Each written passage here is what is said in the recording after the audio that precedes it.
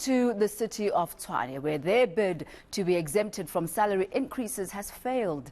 The SA Local Government Bargaining Council dismissed the application yesterday. Now, what does this mean? It means that it will have to comply with the 2021 collective wage agreement.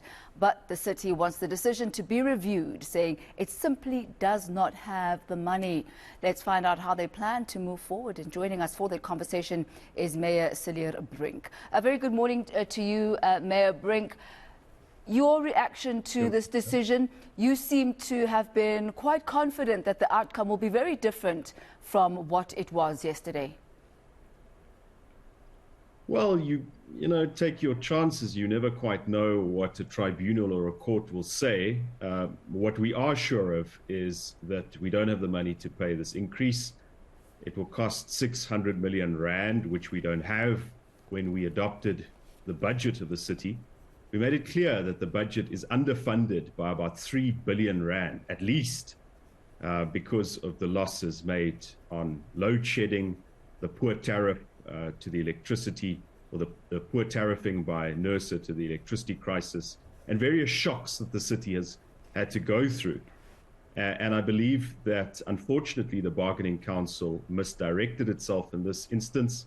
What they did, apparently, was to look at what we spent on salaries last year, or in the previous financial year, and then said, well, you underspent on salaries in the previous financial year. You must have some money left, which is, of course, from a financial point of view, ridiculous, because cash flow is the reality of the situation. They might have been underspending on salaries in the previous financial year. That does not translate into money for salary increases in the present financial year.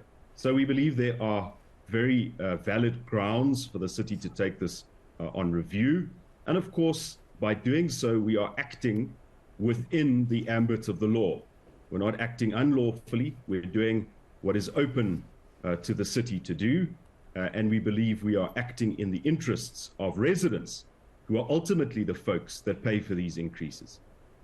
You mentioned the residents, but there are also the employees who have been striking, wanting their 5.4% increase.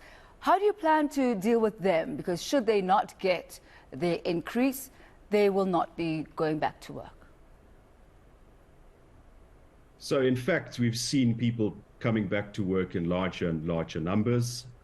This is an unprotected strike, so there's no permission for this. And so the normal disciplinary processes apply.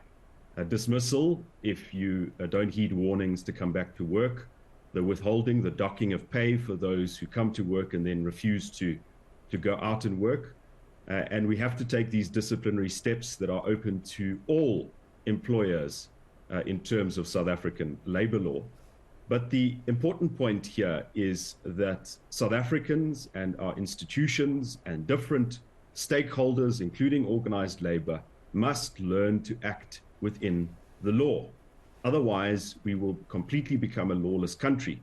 We cannot, as the City of Tshwane, negotiate with a gun to our heads. We can't accept violence, intimidation, the disruption of services, the destruction of infrastructure as legitimate negotiating gambits.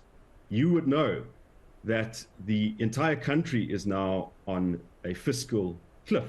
National and provincial government, having granted salary increases to civil servants, is now thinking about how we will sustain social services. Let's take it here, though, Mayor. Looking at the perspective of the workers, in fact, you are the ones as the city that's reneging on a wage deal that was struck in 2021. So it is the city that's moving the goalposts now. So the city is part of the collective bargaining process. We don't have an individual seat as municipalities at the negotiating table. We are represented by SALGA in these negotiations. And as part of that collective agreement, there is an exemption clause, exactly because not all municipalities are in the same financial position. Now, unfortunately, most municipalities in this country can't afford these salary increases. What makes Tshwane different is that our council, the vast majority of the councillors, had the courage to act in the best interests of the community as a whole. because I must reiterate, we budget based on the contributions that residents pay for electricity and property rates and other services delivered by the municipality. And if we simply refuse to apply our minds as to whether we can afford increases and we rubber stamp them, and then a few months down the line, we have to cut services or we are unable to make payroll or pay pension contributions, then we are acting irresponsibly. Now, the irony of the situation is at the weekend, SAMU and COSATU launched a mass action in the Free State against municipalities who don't pay salaries on time and don't pay pension contributions.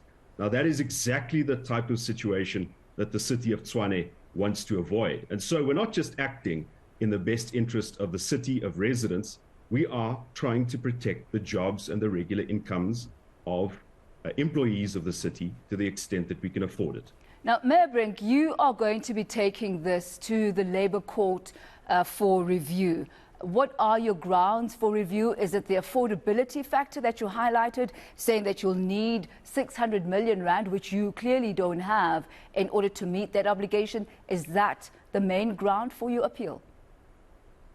In essence, yes, and we believe that the Bargaining Council misdirected itself.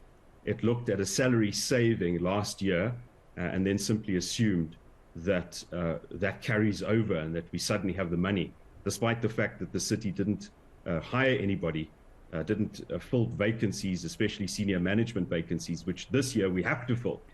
We have to have a CFO. We have to have a head of internal audit and all of the other senior management positions that have been vacant for so long. There are other grounds as well. If you read the decision of the Bargaining Council, it creates the impression that no exemption applications should ever be granted, which can never be acceptable. Of course, exemption applications have to be granted. We have to face economic reality in this country.